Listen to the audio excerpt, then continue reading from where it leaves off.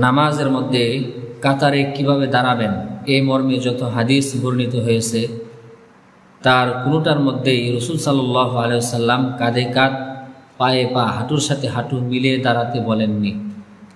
অর্থাৎ রসুল সাল্লাল্লাহু আলাইহি ওয়াসাল্লাম নামাজের মধ্যে কাতারে কাঁধে কাঁধ পায়ে পা হাঁটুর সাথে হাঁটু মিলিয়ে দাঁড়াতে বলেছেন বা আদেশ দিয়েছেন এই মর্মে কোনো হাদিস নেই। এরকম একটি হাদিসও কেউ দেখাতে পারবে না।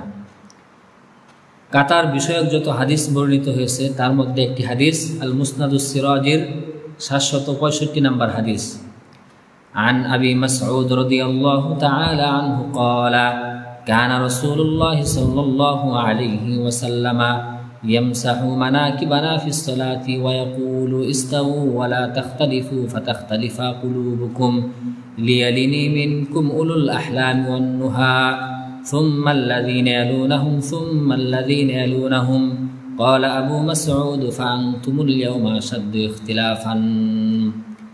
আবু মাসউদ রাদিয়াল্লাহু তাআলা আনহু হতে বর্ণিত, তিনি বলেন রাসূলুল্লাহ সাল্লাল্লাহু আলাইহি ওয়াসাল্লাম নামাজে আমাদের কাঁধ স্পর্শ করতেন, আমাদের কাঁধ স্পর্শ করে বলতেন ইস্তাউ ওয়ালা তাখতালিফু, তোমরা কাতার সোজা করে বরাবর হয়ে দাঁড়াও, ওয়ালা তাখতালিফু, পৃথক হয়ে ভিন্নভাবে দাঁড়িও না, যদি তোমরা পৃথক হয়ে ভিন্নভাবে দাঁড়াও ফাতাখতালিফা কুলুবুকুম, তাহলে তোমাদের অন্তর সমূহ ভিন্ন হয়ে যাবে।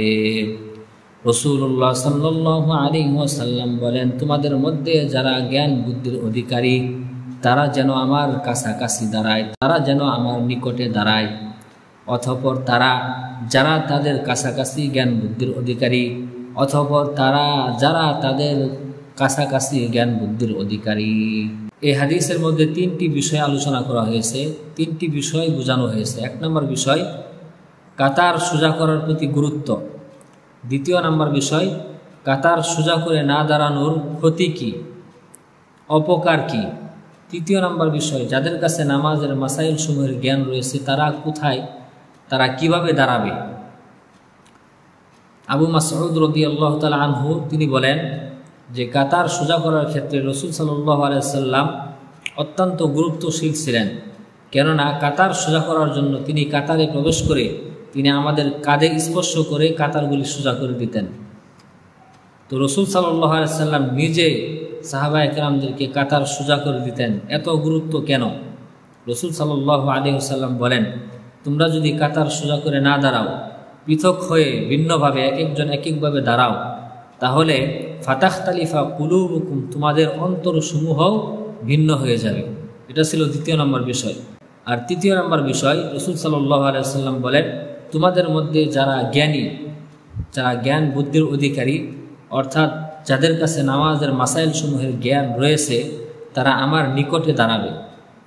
তাহলে এই তৃতীয় নম্বর বিষয় দ্বারা আমরা এটাই বুঝতে পারি যে যাদের কাছে নামাজের মাসাইল সমূহের জ্ঞান রয়েছে তারা ইমামের নিকটে দাঁড়াবে। তো এই হাদিসের মধ্যে এই তিনটি বিষয় আলোচনা করা হয়েছে। এখানে কাতারে কাঁধের সাথে কাঁধ, হাঁটুর সাথে হাঁটু, পায়ের সাথে পা মিলিয়ে দাঁড়ানোর কোনো কথা নেই। যারা কাঁধের সাথে কাঁধ, হাঁটুর সাথে হাঁটু, পায়ের সাথে পা মিলাতে গিয়ে দুই পায়ের মাঝখানে অধিক ফাঁকা রেখে দাঁড়ায়, নিঃসন্দেহে এটা বেদাতি পন্থা, বেদাতি তরিকা, এটা রাসূল সাল্লাল্লাহু আলাইহি ওয়াসাল্লামের তরিকা না।